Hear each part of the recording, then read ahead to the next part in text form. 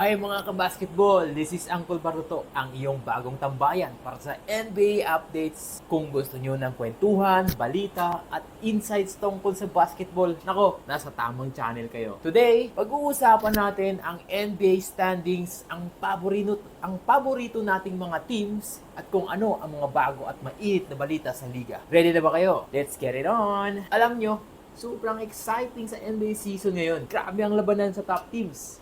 Kung titingnan natin mabuti ang standings, ang Cleveland Cavaliers ang nangunguna sa East na may 17 wins at isang talo. Sa West naman ay ang Oklahoma City Thunder na may 13 wins at 3 talo. Sila ang umarangkada ngayon. Pero syempre, ang tanong, kakayanin ba nila hanggang playoffs? Ano sa tingin nyo mga boss? Comment nyo naman dyan. Ako personally, ang inaabangan ko talaga ay ang performance ng Lakers kung saan naglalaro si LeBron James. Grabe, ibang level ang leadership at skill niya. Lalo na kung makuha nila si Jonas Valanciunas bilang additional big man. Feeling ko, perfect fit siya para sa Lakers. Malaking tulong siya sa depensa at sa paint. Kaya sobrang exciting isipin ang posibleng tandem nila. At syempre, Lakers to, isa sa pinakasikat at pinaka-iconic na team sa NBA ngayon. Kaya dapat tutok tayo lagi sa bawat laro nila. So kayo ba, anong team ang sinusuportahan nyo? At sino sa tingin nyo ang magiging MVP this season? I-comment nyo naman at babasahin ko yan sa next vlog natin. Alright, mga kabasketball, hanggang dito na lang muna tayo sa vlog na to. Kung nagustuhan nyo naman, huwag kalimutan mag-like, share, at subscribe para updated kayo sa lahat ng NBA kwentuhan natin. This is Uncle Bartoto at lagi kong paalala, shoot your shot, pero huwag puro tres. Kita-kits ulit tayo sa next vlog. Thank you!